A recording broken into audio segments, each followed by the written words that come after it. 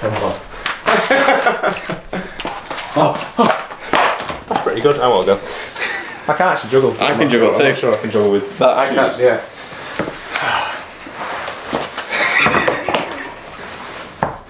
Go. Hello, welcome. A bit more cheerful. Oh, you're practicing? Yeah. Oh, sorry. Hello. Stop laughing. You've got to look at the camera. Welcome to another episode of the Fitness Geeks. There we go. Nailed it. Right. Hello and welcome. This is Rich. It's your first actual video, isn't it? Yep. I've just been taking the reins so far, but I've got the running expert on today. So we are talking running tips. So 5 best running tips, what do we say, for new runners? Yeah, for new runners, beginner runners. You can remember all your notes, or do you want your notebook? Right, so this video is it's not for your professional runners, it's not for your experienced runners, it's for new runners or people that have just been doing it for, a few months, let's say. Yeah. So tip number 1 straight away is learn what an easy run is. So what is an easy run? So an easy run, you got to think with a sport like running is very repetitive strain. So you're doing the same thing over and over and over again. The old adage of running is bad for your knees, whatever, it's complete and utter nonsense. However, we do a few things to stack the odds in our favour, and the first thing is an easy run. So with running, a lot of your fitness gain is just time on feet. With that said, because of the stuff I mentioned before, you've got to pace yourself with your running. And what that means is basically running at an easy conversational pace. So Sam and I are running next to each other, we should be able to hold a conversation. It shouldn't be 1-word answers, 2-word answers. You shouldn't be able to speak completely fluently, but you should be able to, string a sentence or 2 together. And that's what we call easy running. And that's pretty much what the bulk of your miles looks like. What would you say as a percentage? Have you 6 out of 10 volume? Oh, sorry, total training volume, how much should be dedicated towards an easy run? So the old-fashioned rule is the 80-20 rule. In reality, there's a bit of give and take depending on just how fast you run versus, with everything else. Compared to just like how fast your fast runs are, or what you consider fast and easy. Yeah. But just the bulk of it, really, to be honest with you. But 80%, that is a lot. You have to sort of enjoy the repetition, don't you? Yeah. It can be very boring. It puts it into it depends how much you enjoy running, I guess. It puts it into perspective though when people say like there is the 80% rule that's thrown around, and it's not hard and fast by any stretch. So it's not a complete science, but when you look at the training that you're doing and you look back on it, and you look at the training that a lot of the elites are doing and look back on it, it's ballpark 80-20. Yeah. Whether people like it or not, people can always argue a 90-10 or 70-30, but it's never 20 easy, 80 fast. Yeah, it's never exact. It's just the 80-20 rule it's not the worst idea in the world, give or take. Cool, so 80% of your running should be easy running, and learn how to easy run to begin with. Learn how to easy run. Remember, easy conversational pace. Tip number 2, what have you got? Build up slowly. Build up slowly. So with your easy running, we know lots of it needs to be easy, but also whenever you're increasing your volume, increasing your intensity, whatever, that's when you're at your biggest risk of injury. We all know that. Everybody in this game knows that. Now, one thing to say is with a lot of running injuries, you generally, or broadly speaking, you don't go out and rupture your Achilles. You don't go out and have a horror injury. It's always overuse injuries. Yeah, and usually when you do tear your Achilles or something, it's not that one stride that did it, it's the thousands of strides before, it's straw that broke the camel's back, and then you just push off a little bit harder and pop. Yeah. It's never a sudden thing, it's a gradual thing, really. Yeah. You just don't realise it's happening. Exactly. And a little tiny niggle, no matter how small that it is, that might put you out for 1 week, 2 weeks, 3 weeks, that's 1, 2 or 3 weeks lost of training volume. Yeah, when you've only got so many weeks in the year. Yeah, only so many weeks in the year. Now the one thing to get around that without overcomplicating it is just build up slowly. There's a 10% rule that gets thrown around, which is only increase your mileage by 10% a week. Again, is it an exact science like the 80-20 rule? No, is it heck? But it's not the worst advice in the world. Yeah, I've not heard that before, to be there. Yeah, that sounds like quite a big increase to me, to be fair. Oh, it depends on, I suppose. It depends. That's where for me, that's where the rule falls apart a little bit. Tip number 3. Tip number 3 is play the long game. So just goes off the back of tip number 2.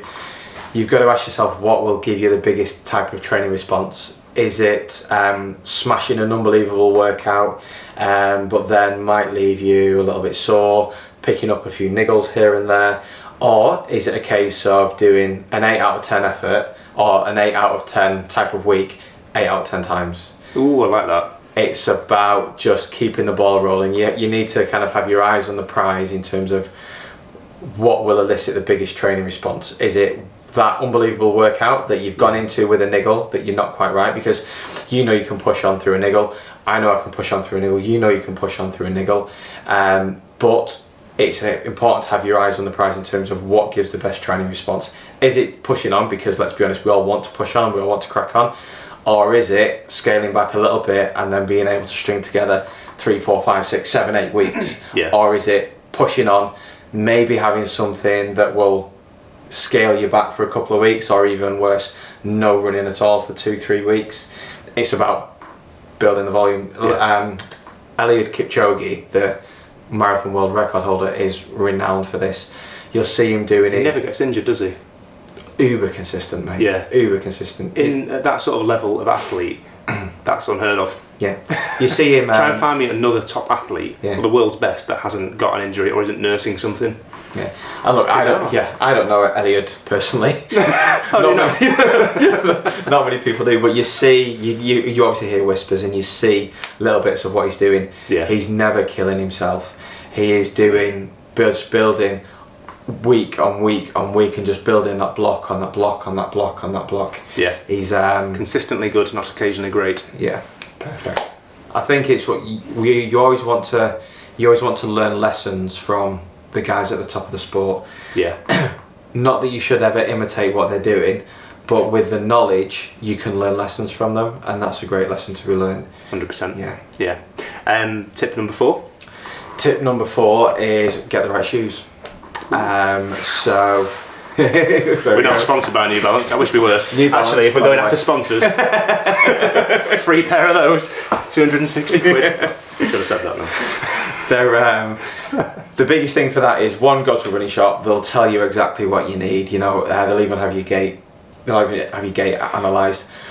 But the biggest thing is just don't go running in your normal daily trainers. People that do this, so it drives us absolutely insane. Yeah. So I train in a CrossFit box, and the amount of people that run in Metcons or non-Melons, which are perfectly good shoes for the box, but they're not running shoes. They are terrible to run in. Exactly. And then even worse than that, you see people running in bloody Vans and all sorts, don't you? But it's just like, you wouldn't also go to a CrossFit box. You wouldn't train and squat in a gym in a pair of running shoes. No, because they're not fit for purpose. You wouldn't run in lifting shoes. Don't run in lifting shoes. Yeah.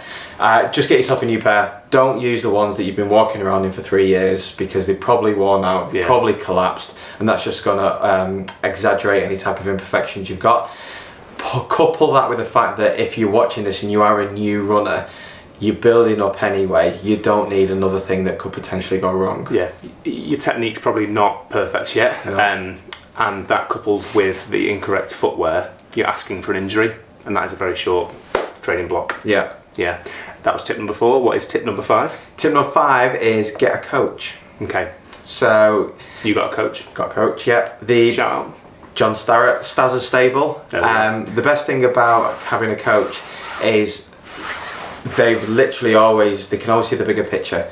So they obviously want, and as a coach myself, you always want the best for your athletes, and you always want to get them as fit as possible, as fast as possible, as strong as possible. However, you're not as emotionally attached. You're not in the moment, and you're not thinking. As an athlete, you think you can do more. You want to do more. The coach always sees the bigger picture. Yeah. Always has a more well-rounded type of view on things, versus the emotional athlete who just wants to go. I can do more. Yeah. It's accountability as well, isn't it? Obviously, the biggest thing is the expertise, it's the knowledge, the years and years of experience that we just don't have. But accountability being the main one. That and decision making as well. Rather than spending hours writing your own program, it's done for you. What am I doing today, coach? Yeah. I love that. Yeah. Just opening up a app or Strava or wherever you're getting your programming from, and it's done for you, and you can just crack on with it. Yeah. As two lads who spend a lot of time writing programs, it's nice to put yourself in somebody else's hands. Makes you a better coach as well. Yeah, and just be able to just go, do you know what, I'm fed up with doing it all day, every day, and opening something for us at least is just so refreshing in terms of not overthinking it, just doing. Yeah.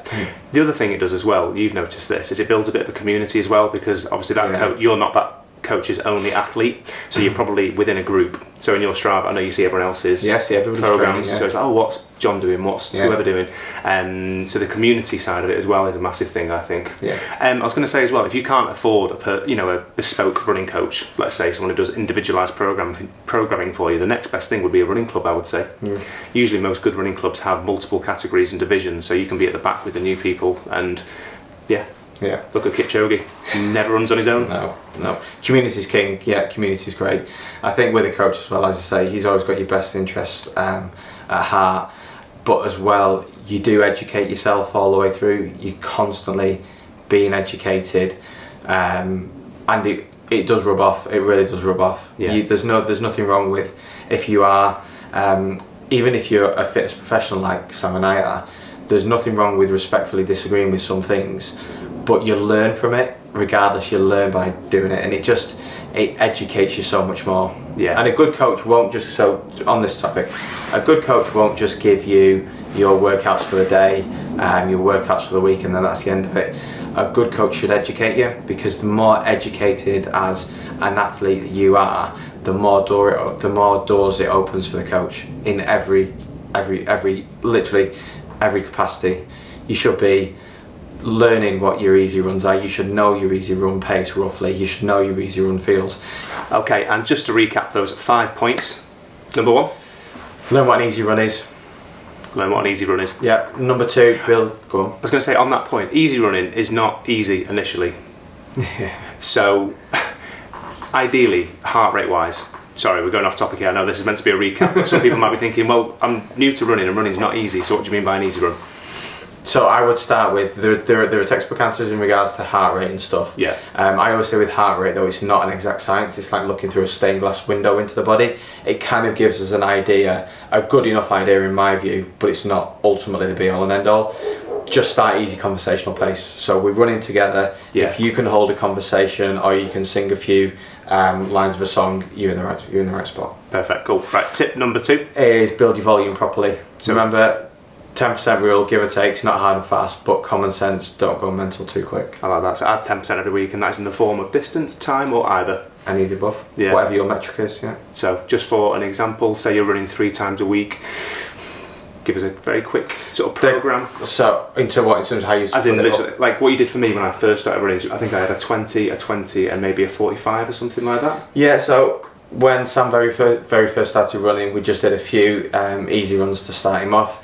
Stuff like just literally 30 minutes easy, nothing else to think about, and then a longer workout, a longer run, which usually involves a workout. So in running context, a workout is your intervals in the middle of a long run. Okay. Or in the middle of a longer run, yeah. And then I think it built in time rather than distance, didn't it? Yeah. It went from 40 to 45 to 50 and so on. You generally find, this is broadly speaking, but with newer runners, you do chase the watch. So if you've got a 5 mile easy run, you do want to do it faster because 5 miles is the be all and end all. Whereas half an hour is half an hour. Yeah. You can go as fast as you want, but you're doing half an hour. Yeah. 45 and minutes. It wouldn't be wise to do it fast. 45 minutes is 45 minutes. Yeah. It's just I personally, for newer runners, like the time approach. Fan of time and heart rate, take it with a pinch of salt. Yeah. Use it later on when you kind of know what you're doing a bit more. Tip number 3. Play the long game. Remember, you don't win anything in one day. Your one amazing run, amazing workout doesn't make you a better runner. In that instance, it's about building volume, and building good training blocks. Yeah, it's not those hero workouts where you absolutely die on your shield. Once I didn't come up with that either. I like it. Who came up with that? I can't remember. It's not about killing yourself on that Saturday run and dying on your shield and thinking, right, this is going to make me a good runner now. It's the 10 good runs that you did. Yeah, 10 good run. Yeah. 10, 7, 8 out of 10 runs over one excellent one any day. It's not the PB you hit on the weekend. It's all those easy runs you did in the week every time. Tip number 4 is get the right shoes. Get the right shoes. I like that. Now they're just not your shoes you've been wearing for 4 years and not done anything with. Honestly, it's amazing the amount of people that do this. it's crazy. They come in the gym and I'm like, yeah, we're in these, they're perfectly fine. I'm like, how long you had them? 4 years. They don't have to be. They died a long time ago. Your running shoes don't have to be the latest and the greatest. They don't have to cost you an arm and a leg, but they shouldn't be the ones that have already collapsed everywhere. They just. And everyone likes buying new shoes. It's not a bad thing. We're imploring you to buy a new pair of running shoes. Good as excuse. Honestly, running can get expensive. Last tip. Get a coach. Get a coach. Cool. Get a coach, and at the very least, if you haven't got a coach, get a plan. Yeah. Because a plan will give you some structure to follow. Awesome. Cool. Thank you. And we're going to do one on running shoe rotations next, I think, aren't we? So how to build a running shoe rotation. Till next time. See you next time. Time is on. Sorry. Welcome to what we're doing. The Fitness Geeks. Welcome to another episode of the Fitness Geeks. Tip number 2. Off you go. What have you got? Don't cut that out, because I don't want. On a serious note, I don't want. No, I can cut it out. That's what tip number 2 got. Okay.